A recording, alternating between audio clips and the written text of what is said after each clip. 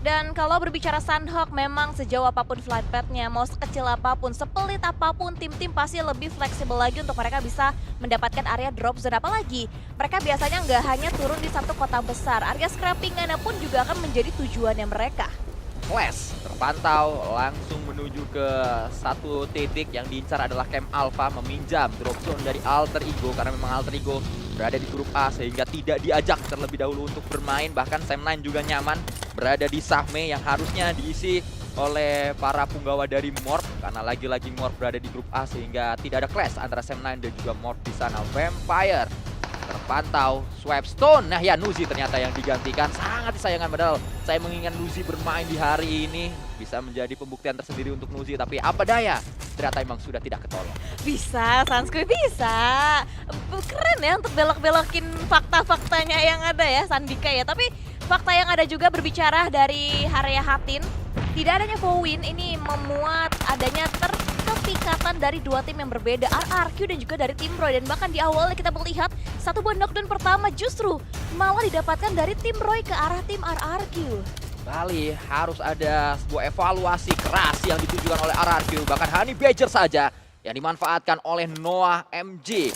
Honey Badger adalah senjata yang cukup baru hadir di PUBG Mobile. Senjata yang memang cukup kecil, tidak terlalu besar bentuknya, tapi menjadi favorit dari beberapa pemain-pemain PUBG Mobile di waktu-waktu sekarang. Karena memang untuk close combat ini nyaman sekali digunakan. Dan kembali UMP juga menjadi senjata spesialis close combat, tapi dimanfaatkan, dipaksakan oleh Asa lebih tepatnya untuk jarak middle range. Karena kalau kita lihat senjata keduanya yang ada di punggung hanyalah DBS. Lebih sulit lagi untuk memanfaatkan DBS dengan jarak seperti ini. Bahkan tidak mungkin pastinya DBS dipaksakan dengan jarak yang tadi kita lihat bersama. Nerpeko kembali kali ini menjadi andalan pastinya untuk tim RRQ. Snap yang tadi tumbang pun dibangkitkan kembali. 4 pemain aktif untuk RRQ Rio. M4 sudah didapatkan oleh King Peko di tempat yang berbeda. Ini dia Sunhawk, saatnya latihan ngendok. Dimanfaatkan dengan begitu baik oleh Nadeti bersama dengan pemain-pemain Xavier. Walaupun kalau kita ngomongin Xavier jangan dilihat cuma ngendoknya aja, tapi proses untuk mereka ngendok, nah ini yang perlu kita pelajari. Karena Xavier kalau mereka ketiban zona mereka tidak akan kemana-mana, tapi kalau mereka nggak ketiban zona, mereka nggak dapat zona, mereka bisa bikin yang awalnya nggak kedapatan zona jadi dapat zona. Nah, dan juga yang menariknya kalau kita lihat dari pergerakan ada Xavier kali ini, zona kan ngambilnya ke bagian selatan. Paradise sudah pasti mereka harusnya tinggalkan, karena biasanya kalau zonanya ke Paradise, mereka akan coba nahan seberapa lama pun mereka tidak akan berpindah. Tapi berbeda ceritanya kali ini, zona ke selatan, mereka masih tetap ngambil di area sekitaran Paradise. Dan bahkan kayaknya niatan awalnya itu coba untuk nge-gatekeep dari boom yang bergerak dari area utara kau. Coba untuk di lockdown areanya, dan semoga kita berharap gak ada korban yang berjatuhan dari sisinya Boom Esports. Dan sejauh ini belum ada lagi knockdown demi knockdownnya, fight-nya pun belum berlanjut lagi antara RRQ pun juga nampaknya Roy yang memilih untuk meninggalkan area kota Hatin, Sanskuy. Masih berlanjut kalau kita akan melihat pertarungan di hari ini. Beberapa tempat nampaknya akan segera didiami oleh tim-tim yang sudah mendapatkan zona. Salah satu yang sudah bergerak adalah para punggawa dari Todak. Mereka mendapatkan sebuah compound dengan begitu nyaman. Terpantau dari map yang kita miliki di studio, area utara masih sangat banyak tim-tim yang mendiami. Ini membuat indikasi pertemuan rotasi.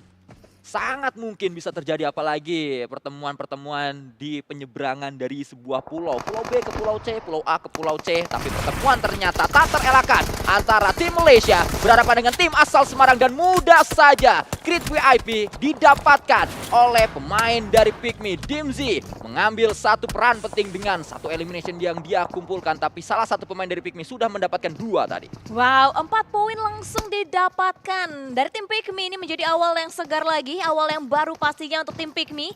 Menjadi sebuah tren positif yang tercipta di game yang pertama. Karena ini juga kali pertamanya Pikmi bermain untuk di minggu yang kedua. Dan Bigetron tabungan poin mereka di hari yang pertama sudah cukup baik, di angka 46 poin. Jadi untuk di hari ini mereka hanya tinggal mengais lagi poin-poin yang ada. Karena mungkin ya minimal 40 poin di hari ini akan cukup nge-save posisinya Bigetron untuk bisa lolos langsung ke babak Super Sunday. Ya, itu adalah sebuah target yang juga masih sangat realistis untuk dicapai oleh punggawa-punggawa dari tim Bigetron. Apalagi tim Bigetron harus sadar bahwa update terbaru PUBG Mobile ini bentuknya robot-robotan. Sehingga setelah update mecha robot ada di PUBG Mobile, apakah memang robot yang ini juga terboosting dengan update terbaru? Karena kan yang sekarang kita tahu, kalau ngomongin Bigetron, dari zaman dulu mereka sudah punya Bociltron. Itu dari zaman 2019-2018 ke 2024 harusnya mereka udah jadi Remajatron. Dan mungkin saja sejauh ini mereka akan berubah menjadi Ambatron. Ambatron. Itu adalah robot yang ada di PUBG Mobile sekarang. Sudah berapa kali kalian diinjek oleh Ambatron? Nah, itu jadi pertanyaan. Karena dulu kita diinjek-injek sama Amel. Sekarang gantian, yang injek-injek harga diri kita di game adalah Ambatron dan juga Rusdi. Rusdi. Itu warnanya kalau nggak salah yang kayak putih biru satu Ambatron sama putih yang biru. orennya itu Rusdi oren. Iya. Rusdi yang oren, yang putih biru Ambatron. Oke. Orang-orang kenapa kreatif banget ya? Bagus. Oke, itu pembedanya ya, Ambatron dan juga Rusdi. Tapi sayangnya untuk di turnamen kali ini tentu tidak akan ada Ambatron dan juga Rusdi. Hanya ada Bigetron yang bermain untuk di game kali ini. Dan Judo Alliance baru juga di interview kita bisa melihat, biasanya dari hari pertama kita melihat boostingan interview. Karena setelah satu player itu di interview, entah kenapa timnya ketika memasuki game yang selanjutnya mainnya langsung bagus, Sans. Nah, itu adalah sebuah hal yang menjadi klinik tersendiri yang mewarnai 2024 PMSL SEA Summer. Tapi itu kalau di interview pertama, Windy. Menariknya lagi, kalau sebuah tim sudah bagus di 3 match pertama dan dia di interview sebelum masuk match keempat, justru jadi jelek. Nah, itu yang jadi sebuah tanda tanya. Kalau interviewnya awal hari banget sebelum match pertama, bagus. Tapi sebelum match keempat, tim tersebut jadi turun di Rangel dan juga 2 Miramar sisa. Berarti hati-hati sih yang di interview nanti pas pengen masuk di game yang keempat ya. After break berarti ya kita lihat apakah masih akan tetap berlaku ya untuk metode-metode seperti itu. Tapi Sandhawk ini jauh lebih pasif dibandingkan hari kemarin. Salah satu yang paling jelas di interview terus jadi lumayan turu adalah Xavier di Super Sunday. 3 match pertama mereka WWCD. Karena 3 match pertama WWCD udah pasti di interview sebelum match keempat dong. Match keempatnya nggak WWCD. Abis itu WWCD lagi. Nah, itu adalah bukti nyata. Tapi ternyata saat ini harus kita lihat adalah Xavier bertemu dengan para pemain-pemain boom. Inilah sebuah kesempatan yang harus diambil oleh Yami bersama dengan punggawa Boom. DBS udah ada di tangan Yami. Di end terlebih dahulu mudah saja. Nah, DT yang berulang kali menjadi MVP untuk Xavier ditangkap oleh Yami. Yes, ini yang kita mention di awal yang kita khawatirkan. Bagaimana The Xavier mereka tidak ingin bergerak cepat masuk ke area zona, melainkan menunggu Boom untuk melintas dan coba untuk mereka potong rotasinya satu persatu. Tapi kita akan kesampingkan dulu hal tersebut karena lihat ada jumping shot yang coba dilakukan juga oleh seorang Bella, tapi langsung digagalkan juga oleh tim Xerxia kali ini. Di bagian depan Victor coba tubirkan hit marknya, tapi ternyata kali ini Xerxia versus Bazde semuanya tumbang, saling menumbangkan satu sama lain. Knock demi knock semuanya berjatuhan, Sanskoy. Sebuah lontaran granat, sama-sama melempar granat lebih matang yang dimiliki oleh Westglen dan terbaca Megamind. Gagal lobby X, gagal pulang semuanya menuju ke lobby. Ya, dan Xerxia sayang sekali pulang menyusul posisinya tim Create VIP. Gak begitu baik performansinya, apalagi ini hari pertama mereka. Target mereka pun juga masih tertinggal dibandingkan tim-tim lainnya. Dan zona seperti ini yang kita bahas di awal, The Xavier. Mereka tahu zona seperti ini tapi mereka nggak ingin terburu-buru langsung rotasi sampai ke bagian center zone-nya. Melainkan menunggu datangnya satu persatu dari tim Boom Esports. Hanya menyisakan beberapa punggawa saja Boom, 3 pemain saat ini. Karena satu down tadi berhasil dibangkitkan. Link harus segera dilakukan oleh salah satu pemain Boom, sudah mulai naik HP-nya. Ini adalah indikasi baik. Boom mampu tampil dengan 4 pemain. Oh, apa daya setelah saya mengatakan tadi pemain Boom sudah berhasil di revive, tapi tumbang kembali. Ponbit menjadi korban dari keganasan laba-laba yang sedang menunggu di area bootcamp. Tembakan juga terjadi, Pikmi satu pemain juga dihilangkan. Judo Alliance kembali mendapatkan boostingan dari interview yang dilakukan bersama dengan host kita di venue. Revive dengan mudah pastinya dilakukan oleh punggawa dari Judo Alliance. Betul, karena mereka juga masih memiliki compound ya untuk dijadikan sebuah barikade sendiri untuk tim Judo Alliance. Tapi di bagian sekitarannya pun tidak jauh. Tim berwarna abu-abu, ada Talon juga yang sudah mulai mendengar. Mereka juga mengamati pastinya, tapi sulit sebenarnya kalau kita berbicara area compound, apalagi setup pun juga dilakukan oleh tim Judo Alliance. Jadi kayaknya tidak akan ada upaya agresif yang dilakukan baik itu dari Talon maupun dari tim Pikmi. Semuanya hanyalah fight jarak jauh, coba untuk memerahkan armornya ataupun untuk helmetnya juga. Karena ketika mendapatkan knockdown, confirm tuh pasti akan sulit sekali untuk dilakukan. Bahkan demi tembakan diupayakan oleh Biggot yang mana memang masih memiliki 240-an peluru.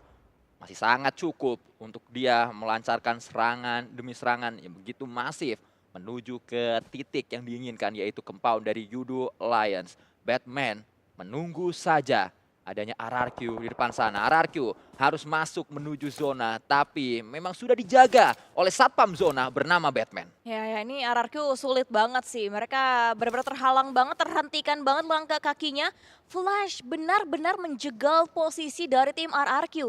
Tumbang 2 berarti tinggal 2 lagi pilar nyawa yang tersisa bagi tim RRQ. Ini akan menjadi PR yang berat, apalagi mereka juga masih tergerus dengan Blue Zone, dengan damage yang terus-terusan masuk juga, entah berapa banyak untuk healing kit resource yang mereka miliki.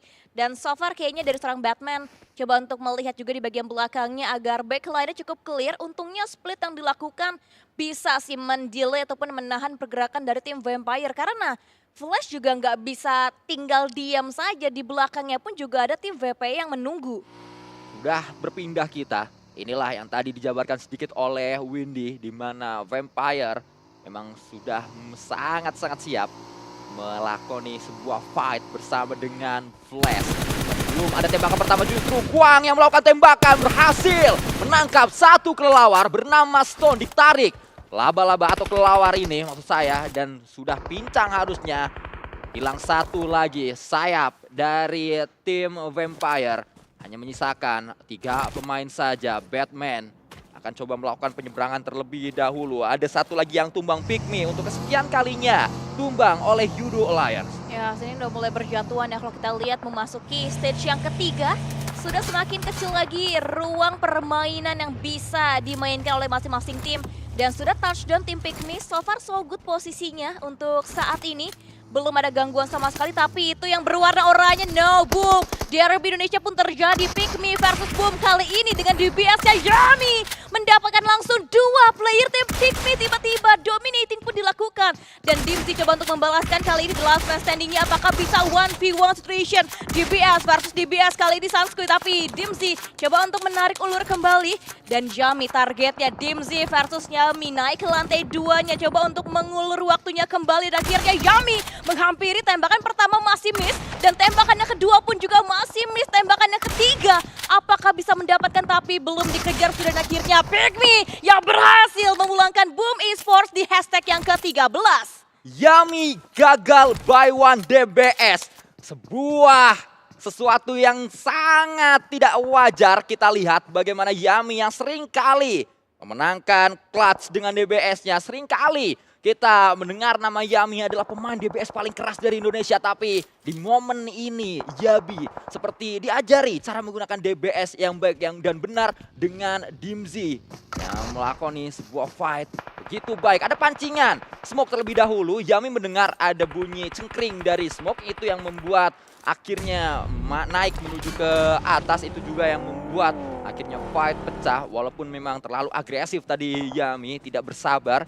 Dimzy yang sudah sangat sabar memakan keagresifisan dari Yami. Dan kita menuju ke tempat yang berbeda. Spider-Tan yang saat ini sedang terpantau. Circle berada di area Ruins, mana harusnya Vampire yang menjadi tuan rumah dari zona. Tapi Vampire keburu keluar dari Ruins. Mereka akan kembali menuju ke area Candi Ruins. Ya, betul, disusul oleh Tony K yang membuka jalan terlebih dahulu untuk tim VPE. Karena memang ini area kekuasaannya mereka sudah hafal benar-benar untuk setiap celah yang ada di area Ruins. Tapi mereka pun juga harus aware dengan sekitarnya. Ada tim Flash, ada tim Bigetron yang juga sudah mulai coba untuk bisa masuk. DX yang ngambil ke bagian area sisi utara, dan tiba-tiba RRQ. Karena mereka terlalu lama dijegal habis-habisan oleh tim Flash. Tidak bisa berbuat banyak sehingga RRQ juga ternyata harus pulang di hashtag yang ke-12 dengan hanya membawa 5 poin eliminasi. Kita kembali menuju ke Iftar dengan sebuah M4-nya kali 4 sudah dia miliki. Bahkan Real juga memiliki kali 3, jarak yang begitu ideal untuk melakoni sebuah fight, apalagi antar bukit yang ada di Sunhawk. Para Jin mendengar ada 1-2 step di depannya. Itu adalah step dari tim yang sama-sama berasal dari Vietnam. Flash sudah sangat dekat sebenarnya sama dengan para Jin. 3 pemain masih dimiliki oleh Xavier. Dan inilah pintarnya Xavier yang awalnya tidak punya zona dibikin jadi punya zona. Betul, ini utara menjadi permainan The Xavier banget sih. Mereka coba untuk mengclearin area utaranya, area sisi depan dari seorang Parajin. Tapi untuk predict nades yang dilontarkan 1-2 granat belum ada yang connect sama sekali. Bahkan memberikan damage pun tidak sepertinya ke arah tim Flash. Dan suara tembakan pun nampaknya juga terus terjadi. Bukan dari sisi DX ataupun Flash, melainkan tim-tim lain yang sedang berperang untuk mereka bisa masuk ke dalam area zona. Seperti halnya sekarang kita saksikan antara NKT versus tim Talon. Sudah begitu dekat, dimulai dengan smoke terlebih dahulu agar NKT bisa merangsak masuk, tapi apa daya tidak sadar. Di belakang ada Sam9, di sebelah kiri ada Sam9, mudah saja Sam9 melakoni sebuah fight, melakukan sebuah tembakan, serangan sporadis yang dilakukan oleh Sam9 hanya sekali, namun berujung sebuah knockdown. Justru Axel yang akhirnya dimainkan, sudah banyak sekali tekanan menuju kepada coaching staff dari Talon untuk memainkan Axel, untuk memaksa Axel harus turunkan, dan akhirnya dijawab dengan Axel bermain. Semoga saja dengan mainnya Axel, Talon lebih jauh lagi poin-poin mereka untuk lolos menuju Super Sunday. Tapi tembakan demi tembakan selesai sudah, NKT pulang, Talon menang, Talon bisa menuju zona. Talon berhasil bisa mengoleksi poin mereka, tapi ini juga kabar yang kurang menggembirakan karena Sam9 yang tadi memang melihat dari tim NKT, ketika NKT-nya rata, targetnya berpindah, targetnya berubah lagi untuk melihat dari posisinya tim Talon, dan apalagi Vaze pun juga memiliki pengamatan yang jelas, dan tim Z, the last man standing dari tim Pikmi, masih bisa mendapatkan knockdown yang terhadap tim Judo Alliance, tapi kita akan fokus terlebih dahulu karena Sam9 nampaknya yang bergerak jauh lebih agresif, bahkan split posisi pun juga sudah diambil oleh seorang Kenny. Kenny memiliki sebuah drop, maksud saya obstacle yang begitu baik, yaitu adalah ada airdrop yang didapatkannya, bisa memantau ke bukit depan beberapa waktu tadi. Tapi dari area circle kita melihat Bigetron sudah ada di tengah dengan 4 pemain yang masih aktif. 4 pemain juga dimiliki oleh Vase. Hanya 2 tim saja yang lengkap dengan 4 pemain. Di mana 2 tim tersebut berarti memiliki peluang yang begitu tinggi, apalagi zona sudah dimiliki oleh keduanya. Menunggu tim-tim lain datang. Kita tahu barang siapa punya tengah zona di Sunhawk berarti late game bisa didapatkan.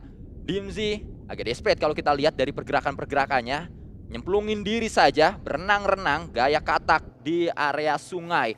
Berapa lama Dimzy bisa bertahan? Saya tidak yakin dia akan bertahan cukup lama. Apakah dia bisa masuk ke zona atau tidak pun saya agak ragu. Tapi Tonike didapatkan oleh Flash. Tiba-tiba Flash menarik kembali satu sayap kelelawar. Wow, ini VP dari tadi seakan-akan tidak ada perlawanan sama sekali. Ini daerahnya mereka, permainannya mereka ruins. Tapi permainan gameplay yang luar biasa pun diperlihatkan kembali oleh tim Vasclan. Salah satu raksasa Thailand juga bisa mengeliminasi seluruh player dari tim Judo Alliance. Dan tiba-tiba 7 tim tersisa dengan 18 player yang masih ada, Sandika. Sudah begitu dekat, Dimzy ternyata mampu cosplay menjadi ular keket untuk bergerak menuju ke area sebuah compound granat terlebih dahulu. Kalau ini dapat knockdown akan sangat untung. Dimzy bisa memanfaatkannya. Sudah mendengar dengan begitu jelas, bahkan melihat dengan begitu jelas sekali menuju ke Mela. Zona dimiliki oleh Bigetron. Vasclan juga punya zona, tapi Vasclan memainkan 1-3. Mela diindikasikan menjadi jangkar di sebelah kanan belakang permainan dari Vase. Sementara itu di sisi lain Bigetron menjadi tim yang mendapatkan compound. Satu-satunya tim yang memiliki compound adalah Bigetron. Wow, ini nyaman banget sih untuk posisi tim Bigetron, betul yang di-mention sama seorang Satsuki. Karena mereka memiliki zona, mereka memiliki area compoundnya juga. Dan sekarang kita melihat dari tim Sam9 Brian, adanya upaya penyelamatan dengan beberapa setup smoke lagi untuk bisa memblocking Vision. Tapi di bagian sisi lainnya, Swap mendapatkan juga beberapa knockdown tim The Xavier. The Xavier ternyata tidak hanya dilihat oleh tim VMPE, melainkan tim Bigetron juga melihat pergerakan dari tim The Xavier dengan nyamannya di area compound mereka, Sanskoy. Brian yang saat ini terpantau 40 peluru. Apa yang bisa dilakukan oleh Brian dengan 40 peluru yang sudah dia siapkan? Loyu juga tidak memiliki banyak opsi. Yang jelas Sam9 butuh zona, yang jelas Sam9 butuh masuk lebih dalam lagi untuk mereka memiliki tempat yang aman. Tapi kalau Sam9 maju lebih dalam berarti mereka akan turun bukit. Kalau mereka turun bukit berarti mereka bisa ditembak, bisa kelihatan oleh beberapa tim yang sudah mengamati. Salah satunya yang paling jelas dekat dengan Sam9 adalah Vazclan. Vazclan, yes betul. Mereka mengambil bagian sisi sebelah kanan dari areanya Sam9. Ini harus menjadi kewaspadaan yang cukup tinggi untuk Sam9 bisa lolos dari tim Vaz. Tapi kabar menggembirakan juga, Satar bisa kembali mendapatkan knockdown-nya untuk seorang Shadow. Tinggal satu yang terakhir, Parajin, yang harusnya Parajin sih bisa di take down oleh tim VPE dan semoga poinnya pun bisa masuk juga. Dan dari area sisi lainnya, Sam9, mereka tepat berada di bagian area bibir circle-nya. Nggak begitu jauh jaraknya, tinggal selangkah 2 langkah lagi lebih dekat. Tapi ketika mereka membuka badannya, itu areanya akan sangat teramat open. Dan baru dikatakan langsung bisa di take down juga oleh tim Vazclan. Vintores menjaga. Harus masuk ke dalam zona. Zona terus niban di compound dari Bigetron. Dengan mendapatkan compound berarti defensifnya kuat. Mela ditarik oleh Dimzy. Akhirnya Dimzy mendapatkan Mela. Dan kita akan melihat walaupun memang Dimzy juga dipulangkan menuju lobby. Tapi sebuah hal yang begitu baik untuk Dimzy. Tembakan kembali dilakukan Parajin. Lagi-lagi Xavier. Inilah yang membuat Xavier mendapatkan poin tinggi. Walaupun mereka awalnya nggak dapat zona, mereka tetap bisa sampai ke late game, tetap bisa dapat placement point. Ya betul, dan top 3 lihat ada tim Bigetron di awal-awal Sunhawk kali ini. Tinggal hanya mengeliminasi Vaze. Tapi kalau Brian bisa menarik 1-2 kakinya tim Vazclan, ini akan memudahkan banget nantinya tugas pembersihan dari tim Bigetron. Dan nice shot dari seorang Brian mendapatkan sebuah knock-in-nya langsung untuk tim Vaze. Dan daripada dia menyerahkan nyawanya untuk Vazclan, dia akan coba tarik ulur sedikit di bagian belakang.